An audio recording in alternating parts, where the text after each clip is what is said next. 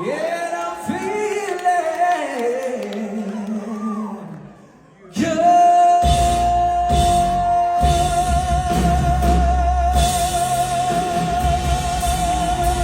Magandang araw po sa inyo at welcome back dito sa ating panibagong video. At mga kapolitika, nakita nyo po, napanood at narinig ang patikim na video ni David Foster at ni Sofronio Vasquez. So napakagaling dahil speaking of David Foster, ngayon ay masasabi natin na nagbunga na yung mga aspirations at yung mga ini-expect natin dati na makakolab niya yung mga music icon dito sa Amerika.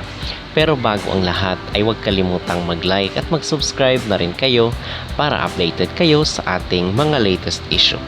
At narito na nga po, nag-post si Sofronio Vasquez sa kanyang Facebook account na kung saan ay nakasama niya yung mga music icon dito sa music industry sa Amerika, namely itong si David Foster at yung kanyang coach dito sa The Voice USA na si Michael Bublé. And kita rin po dito na kung saan is may mga kasamahan pa siyang iba at I believe na niluluto na nila yung sinasabing recording album ni Sofronio Vasquez. Sabi niya dito sa kanyang post, "For some time I thought something like this would only be possible in a dream, and here I am with them. I can't wait for all of you to hear the music we made, coming soon." At narito naman ang mga naging comment ng mga netizen.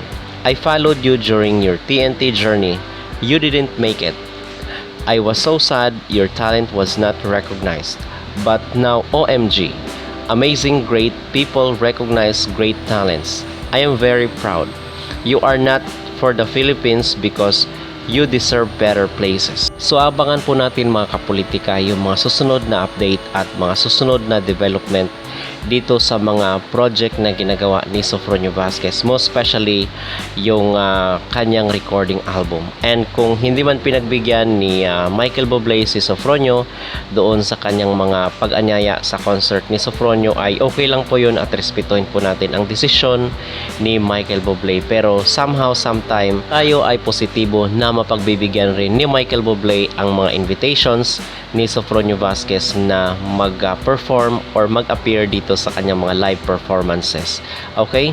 So yun mga kapolitika, and we are hoping for the best. So ano po ang inyong mag-reaction dito? Excited na po ba kayo mga kapolitika na may papalabas, ma-release na yung recording album ni Sofronio Vasquez sooner or later?